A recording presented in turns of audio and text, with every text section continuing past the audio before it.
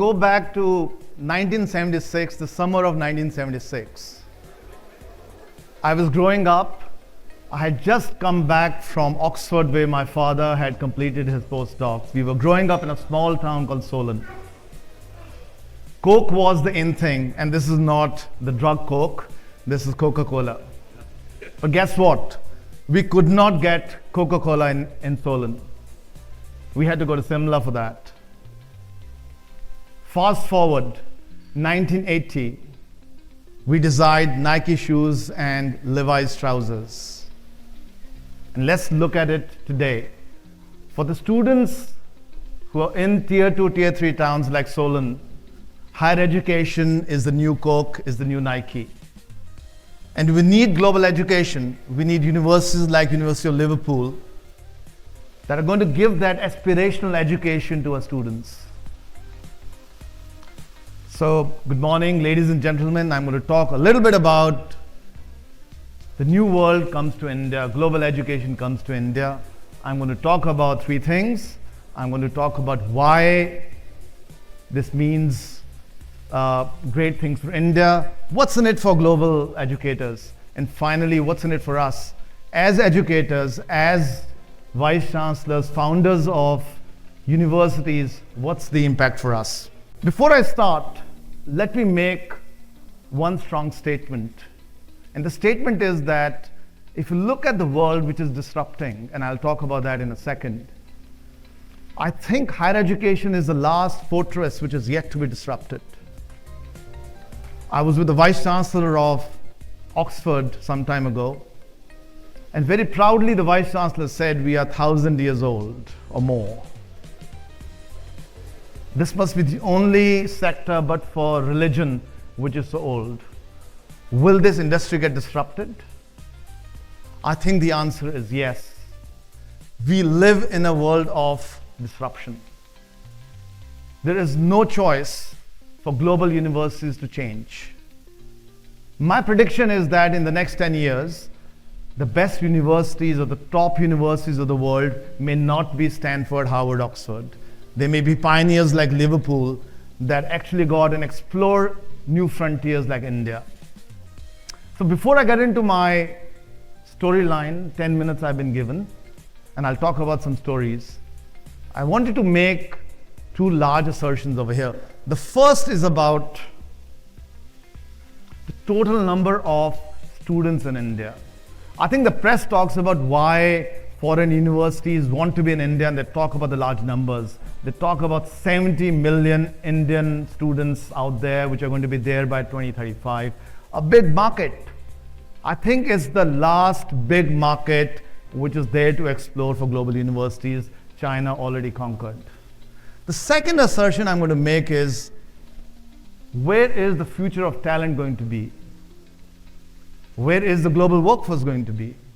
60% of the global workforce is going to be in the global south, 25% in India, 25% in Africa, and 10% in other parts of the global south. And that was the discussion I was having with Tariq when I met him sometime a year and a half ago, to say, if you're not in the global south, then how can you be a global university?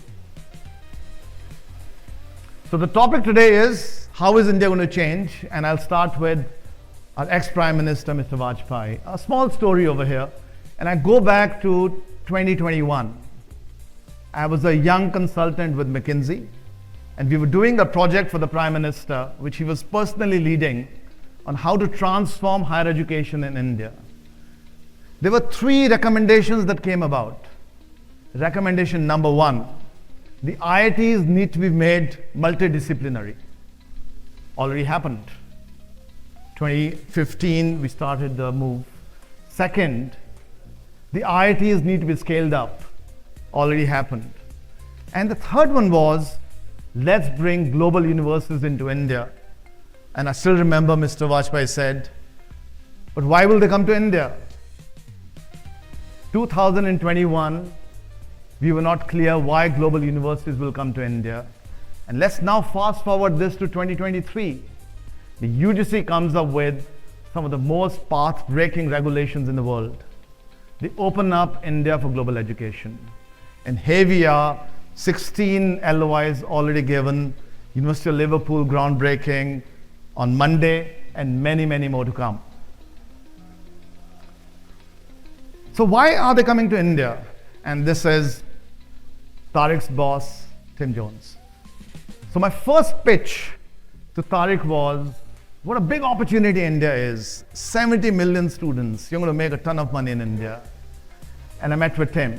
He said, okay, that sounds good, but that's not interesting enough for me. India, for me, is not about money. It's not about students. It's about much more. And I'm going to pick up 7 or 8 things that I learned from Tim that day. He spoke about research. He spoke about how global corporations across the world have used India as a base for research. Can University of Liverpool do that? Can they bring their path-breaking research to India and change the way India operates? Or learn from India in research? He spoke about innovation. He spoke about how India understands cost innovation that we call jugaad. Can we learn from India and bring that innovation back to the University of Liverpool? He spoke about talent from India. Can the University of Liverpool build talent in India and bring that talent and make it global? He spoke about the global south. He spoke about the fact that India would be the starting point for an institution like Liverpool, which will then become a springboard to become and take an institution like Liverpool to other members of the global south, Africa. They can't deliver that at their current cost structures, but can they learn from India and disrupt their existing model and go to the global south? He spoke about giving back to the community, and he spoke about becoming global. He spoke about his ambition to say, Tariq spoke about top 100, but I heard top 10 from Tim when I spoke to him. But that was a private conversation. The second story I'm going to talk about is my mentor, Tino Puri. Tino was the first MD of McKinsey when I started with McKinsey. And India was going through the same churn and the same discussion that we're going in India today as far as higher education is concerned. People are cynical, people are apprehensive, and so was India. What I learned from Tino was that India gains when we liberalize. So how will India gain? And I'm going to talk about 5-6 things over here. The first is about research opportunities. Tariq spoke about Hargobind Khurana. Hargobind Khurana has a very famous story. He studied at Punjab University, Chandigarh, probably Lahore in those days, was not excited by India and moved to Liverpool to do his PhD and then got the Nobel Prize. We have the opportunity of creating many, many more Hargobind Khuranas in India if we're able to deliver world-class research in India. Opportunities for our students. I remember my classmate from IIT Kanpur, a guy called H. Hariharan. Hariharan went back to study to the US with a desire to come back to India, but he never could. There's a Harvard research that states that 80% of people work within 400 kilometers from where they've graduated. If they can get great education in India, just like people like me, we will be in India to give back to Viksit Bharat. Startups everywhere. Hopefully, global universities will go out and change and disrupt the way education happens today, break the box. And finally, they'll bring a new way to do things. They'll challenge us and make sure that we actually ramp up and become top 100 universities and challenge them in their own turf. Don't mind it, Tariq. Someday, probably in the next 10 years. Hopefully, we'll become the Vishwa Guru, just like Anil Sahasrabuddhe said. Hopefully, we bring Nalanda and Takshala and the expertise of India back into higher education.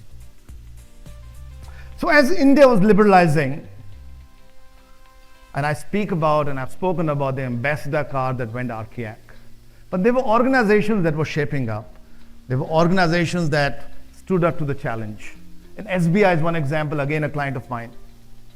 If you think about the mid-90s, and I think some of you might have been to an IIT or you might have been to campus, we had to keep the whole of Saturday to do our banking needs. I remember it was a fun Saturday because we would stand in front of the campus SBI branch to get a turn. And here SBI took the challenge, transformed itself to actually today become one of the most cutting-edge banks in the world. And that's the opportunity for all of us today.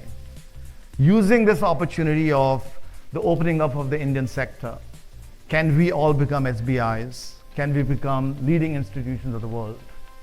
The world is not going to be the same anymore, but can we change and can we become world leaders? So what does it mean for Indian institutions like us? There's going to be more competition. Historically, we've always competed in the state or we've competed in India. In fact, there's a debate about saying NRIF should have public list versus private list, and sir, you're part of that dialogue. The dialogue is changing, my friends. Our competition is not Shoolini or Chitkara or any other university, VIT or anyone else. Our competition internally is now going to be global. Our students aspire to be global and they have global opportunities. So we'll have to start thinking about, I think Ashwin has just left, but all of us will have to start thinking about QS, THE, becoming globally competitive, not just rankings. Collaboration amongst ourselves, collaboration with global universities is not an option anymore. And I'm going to speak a second on this because I genuinely believe that networking and collaboration is our biggest success that can happen in the future. If you look at research, and we all want to be researchers, we probably don't have the equipment that Liverpool has. But we can collaborate with them and we can get access to the high value equipment, microscope equipment or other equipment that they have, and we have the talent to leverage that. And we can produce world-class research, basic research, and of course innovation that will happen. Faculty expectations will change. I wrote a post recently and I said, great faculty will start getting 7-digit salaries going forward. So there are two good things which are going to happen. Number one, we'll have great faculty retained in India. But secondly, and more importantly, we'll have to start thinking about how do we fund this? How do we give great faculty ₹1 crore of salary? It's going to happen across us and we'll have to start rethinking our business model.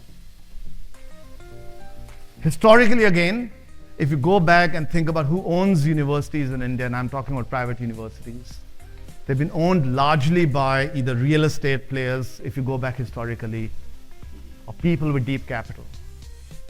I believe going forward, governance and leadership is going to be the key. But it could come through professionals or it could come through promoters bringing that distinctive governance and leadership. It's going to be very, very critical as we go forward. And finally, I believe this is a once-in-a-century opportunity for all of us. We can be an SBI or we could become the ambassador car. I think all of us should aspire to be a top 50 global university in prestige, in rankings, and any other parameter that matters. Gabbar Singh. So why do I talk about him? In 2010, I gave a lecture in CII, and the topic of my lecture was, I am not Gabbar Singh. And the reason was very simple. I think there are many promoters sitting over here. When regulators would come to visit us, they would think we were so-called thieves. There was a huge mistrust in the system. Probably rightly so. But thanks to many of you, thanks to luminaries like many of us, the thing changed. We're in this stage today. We are good actors, probably a little handicapped, like the Thakurji of Sholay. But there's an opportunity for us to become Jai, or was it Viru? I think Jai, of become the Amitabh Bachchan of the world. The choice is ours.